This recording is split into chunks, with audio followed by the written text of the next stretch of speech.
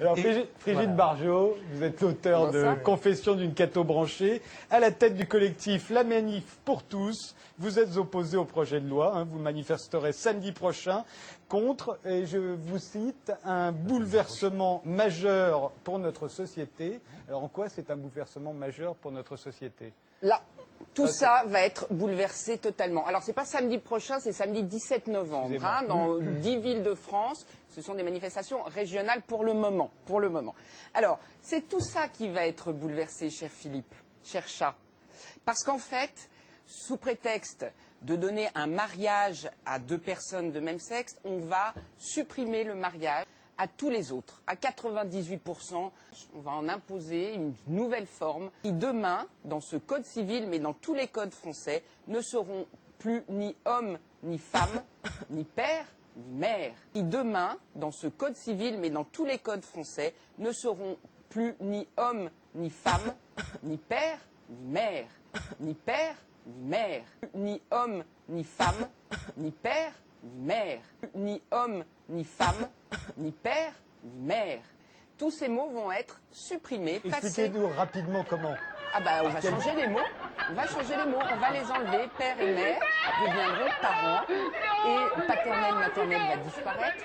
Et mais oui. Ils peuvent cohabiter. Mais non, il y aura plus. Moi je serai toujours un papa, ma femme sera toujours une maman. Peut-être, mais pas dans la loi. Pas dans la loi. C'est fini ça. Non mais dans la Philippe, vie. Dans la vie tu fais exactement comme tu veux, mais dans les tribunaux ça sera terminé. La présomption de paternité va disparaître. C'est-à-dire que, et c'est normal, parce que comment... C'est-à-dire qu'il n'y aura plus de recherche sur l'ADN, même éventuellement sur le cadavre qu'on ira sortir. C'est pas ça ce que je veux dire. Je veux dire que juridiquement, le code civil, le code français, et c'est pour ça que je m'inscris un petit peu en faux avec toi, mon cher Philippe, c'est qu'en Belgique, j'en arrive, il n'y a pas du tout le même type de mariage. C'est un Pax amélioré, si vous voulez. Si on nous proposait, aujourd'hui en France, une loi qui soit ce qu'a été le Pax en 99, c'est-à-dire qu'on fait une union plus enrichie pour les homosexuels, ce que je comprends parfaitement. Parce qu'aujourd'hui, il y a des discriminations, il y a des différences, il y a des injustices, notamment pour les familles homoparentales, ce que je ne remets pas du tout en cause.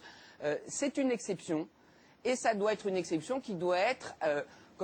amené au mieux-disant juridique, mais sans changer par rapport à la norme des autres familles.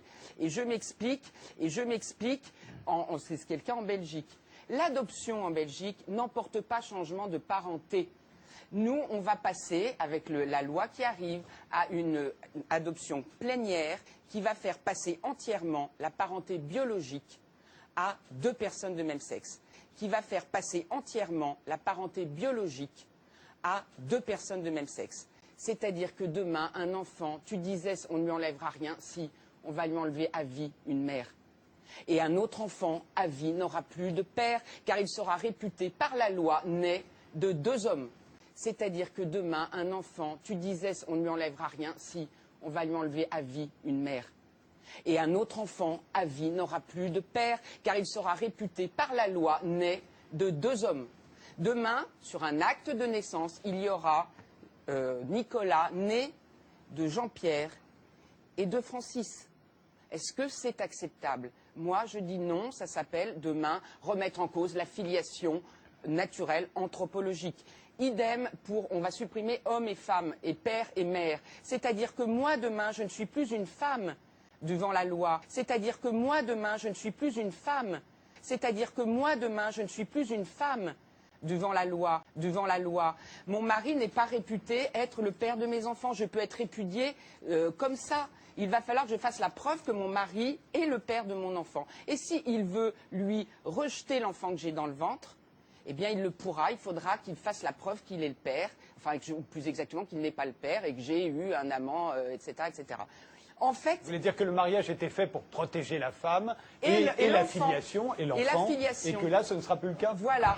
Et ça, c'est pas forcément un modèle. C'est un modèle qui vient du Code civil, du Code Napoléon, et qui a été fait d'ailleurs par un homosexuel notoire, que je salue au